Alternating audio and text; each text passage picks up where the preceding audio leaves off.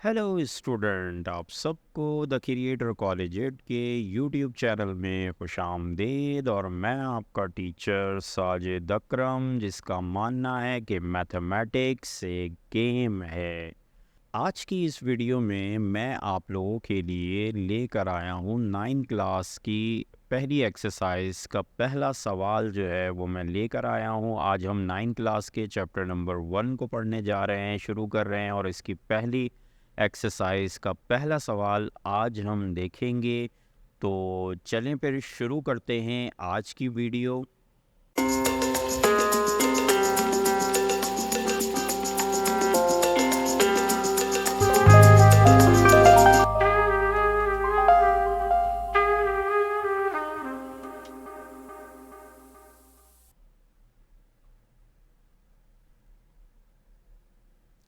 Student, mathematics 9 class की exercise 1.1 सिन text book board की जो बुक है उसके मुताबिक मैं आप लोगों को यहाँ पर जो है वो एक्सरसाइज के सवालात जो हैं वो उनका सॉल्यूशन जो है वो मैं आप लोगों को दे रहा हूँ।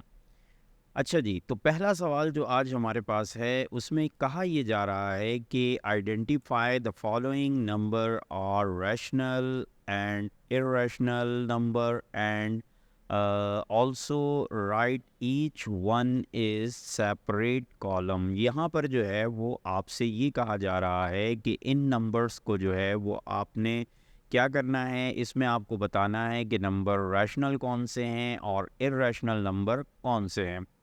तो स्टूडेंट, सबसे पहले मैं आप लोगों से ये कहूँगा कि मैंने एक वीडियो बनाई हुई है जिसका नाम है रैशनल एंड इरेशनल, यानी how to differentiate rational and irrational number. हम उसमें ये देखते हैं कि हम किस तरह से इरेशनल नंबर और रैशनल नंबर को हम अलग अलग कर सकते हैं।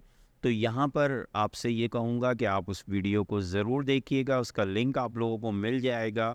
मैं आप सबसे ये कहूँगा कि आप लोग जो है वो यहाँ पर जो जो सवालात पढ़ रहे हैं उनके साथ साथ इसकी जो डिटेल वीडियोज़ हैं इस टॉपिक की, वो आप लोगों को अलग से जो है वो मिल जाएगी। उसका एक अलग से प्लेलिस्ट मेरे चैनल के ऊपर बना हुआ है।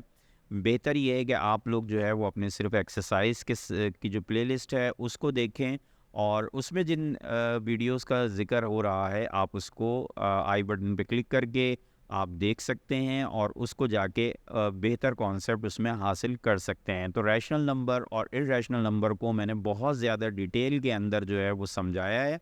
तो आप लोग जो है वो उसको जाकर देखिएगा और उससे जो है वो फ़ायदा हासिल कीजिएगा। तो चलें फिर यहाँ पर हम शुरू करने जा रहे हैं कि रैशनल नंबर क्या होते हैं और इरेशनल नंबर क्या होते हैं। तो इसकी डेफिनेशन मैं आप लोगों को बताता चलूँ कि बहुत आसान अल्फाज में मैं समझाना चाहूँगा आप लोगों को। एक बात याद रखिएगा, हर वो नंबर फ्रैक्शनल नंबर जिसमें रेशो में लिख सकते हो, जैसे यहाँ देखें रैशनल के अंदर आ भी रहा है रेशो।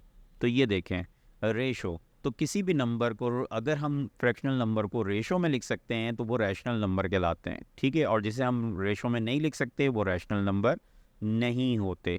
अच्छा जी, रैशनल नंबर के लिए आप देख सकते हैं कि 1/5, चूँकि ये रेशो में लिखा हुआ है तो इसको रैशनल नंबर कहा जा रहा है, ठीक है जी। इसी तरह से क्वेश्चन नंबर 1 जो है उसमें आपको 1/5 दिया था और 1/5 एक रैशनल नंबर है, जबकि दूसरे नंबर पे हम आते हैं यहाँ पे √2/8, ये इरेशनल नंबर है। अब सवाल ये पैदा होता है सर कि इसको भी तो रेशो में लिखा जा रहा है, यानी इसको भी तो अपॉन में लिख रहे हैं, क्योंकि बहुत से बच्चे ये समझते हैं कि ये फ्रैक्शन जो है ये क्या कहते हैं, ये भी रेशो में लिखा हुआ है। देखें, एक बात याद रखिएगा कि रेशो में लिखने के साथ साथ एक चीज़ और भी है जिसे आपने जहन में रखना है रैशनल नंबर के हवाले से, कि उस नंबर के ऊपर ये जो आपका साइन ऑफ रेडिकल है या रूट का जो साइन है ये नहीं होना चाहिए।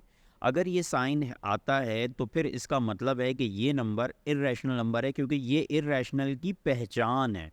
किसी भी नंबर पे अगर रूट लगा हुआ है, स्क्वायर रूट लगा हुआ है, ये क्यूब रूट लगा हुआ है, कोई सा भी रूट लगा हुआ है, तो ये ऐसे नंबर जो है वो हमेशा इरेशनल नंबर होते हैं। तो हम देख सकते हैं इस नंबर पे रूट नहीं लगा हुआ तो हम इसे कहेंगे कि ये रैशनल नंबर है, जबकि इसके ऊपर जो है वो रूट लगा हुआ है तो इसको हम कह सकते हैं कि ये इरेशनल नंबर है, ठीक है। तो ये इनकी एक बहुत बड़ी पहचान है। और याद रखिएगा कि जब भी कभी इरेशनल नंबर को अगर हम किसी इंटीजर से भी डिवाइड करेंगे तो आंसर में वही चीज़ आएगी, वो रैशनल ही रहेगा, इर्रेशनल ही रहेगा। ठीक है जी, ये जहन में रखिएगा आप बात। तो पार्ट 2 जो है उसमें अंडर रूट 2 आ रहा है, लिहाजा ये एक इर्रेशनल नंबर है क्योंकि ये इसकी एक पहचान है। इसी तरह से पार्ट 3 में आ जाएं, ये भी इर्रेशनल नंबर है क्योंकि यहाँ पर अंडर रूट 6 आ रहा है। ठीक है, अच्छा उसके बाद आते हैं पार्ट 4 के ऊपर। पार्ट 4 में 2/8 लिखा हुआ है, तो 2/8 जो है ये भी रेशो में या फ्रैक्शन में लिखा हुआ है, इसको लिखा जा सकता है अपॉन में, तो ये क्या है, ये भी रैशनल नंबर है। इसके बाद पार्ट 5 में आ जाएं तो इसमें भी साइन अंडर रूट की साइन आ रही है, लिहाजा ये भी इरेशनल नंबर है। इसी तरीके से अगर पार्ट 6 पे आ जाएं तो अंडर रूट टू को जब सॉल्व करते हैं तो इसका आंसर 2/√2 आता है। तो इसमें देख सकते हैं कि ये पूरी तरह से ये परफेक्ट स्क्वायर नहीं है, लिहाजा इसका जो रेडिकल का साइन है वो इसमें रहता है।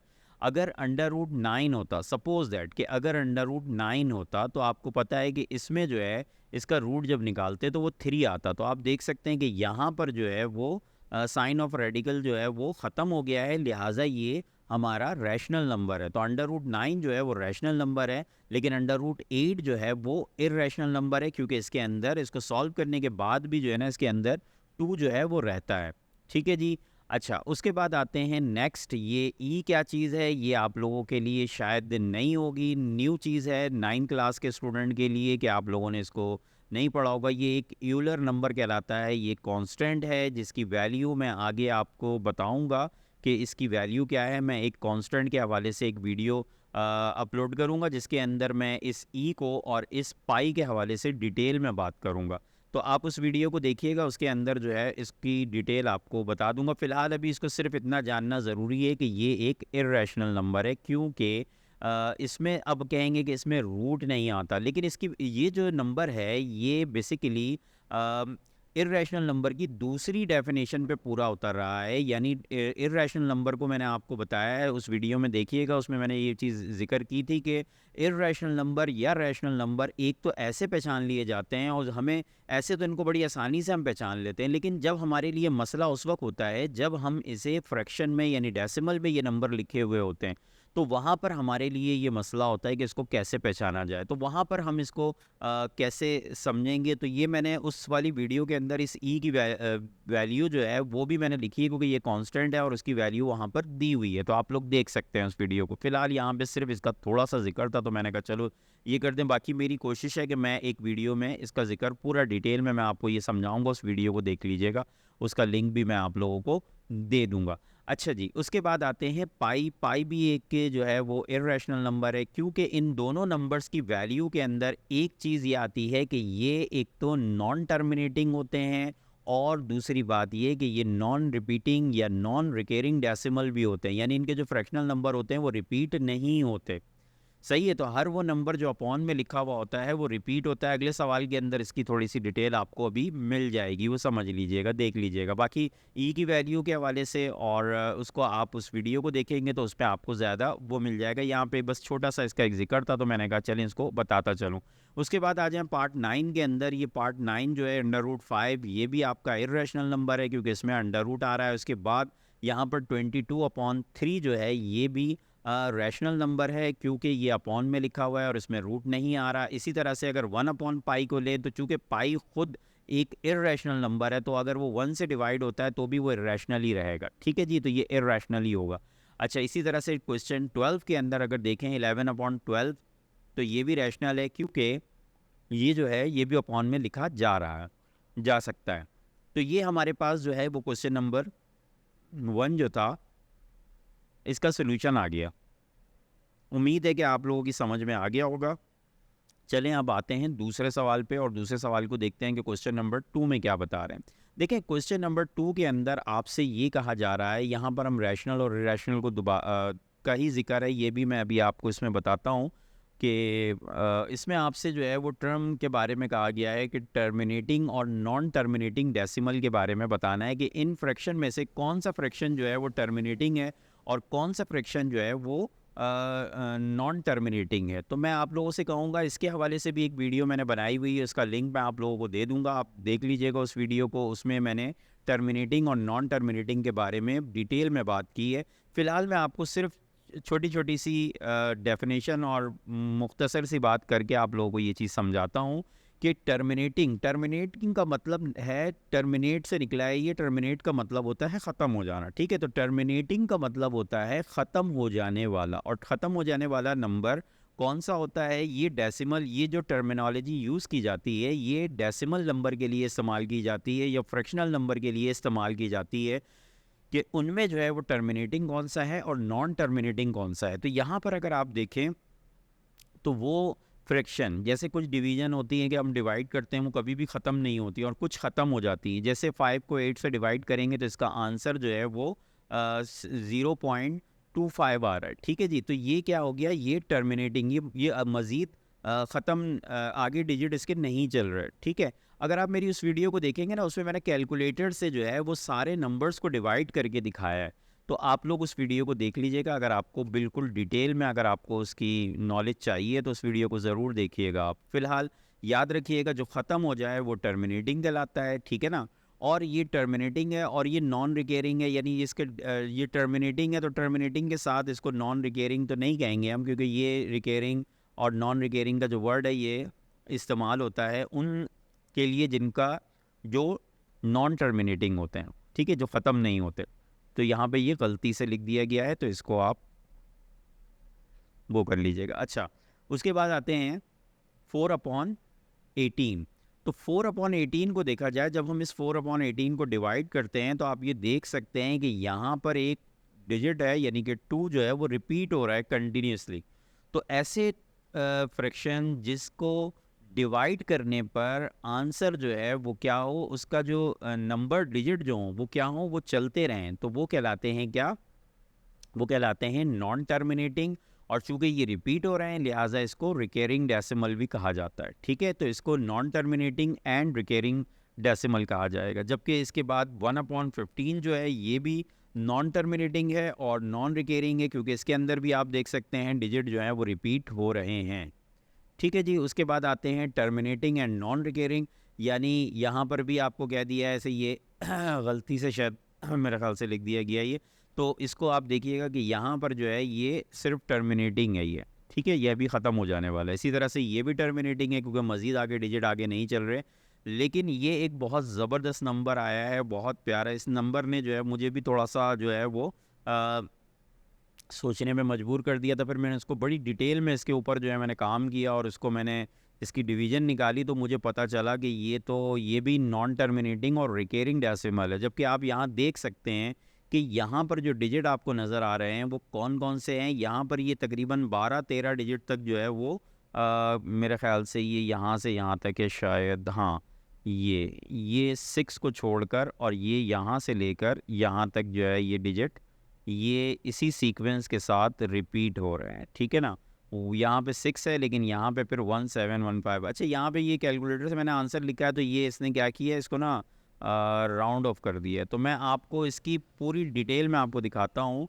ये नेक्स्ट इस पे देखिएगा आप, ये देखें, ये मैंने इस डिजिट को जो है वो 1000 टाइम्स जो है वो उसको डिवाइड करके इसका जो आंसर है वो निकाला है। तो आप इसमें एक चीज़ देख सकते हैं, मैंने इसको अंडर हाईलाइट भी कर दिया है डिफरेंट हाइलाइटर से। आप देख सकते हैं यहाँ पर कि ये डिजिट जो है ना ये रिपीट हो रहे हैं।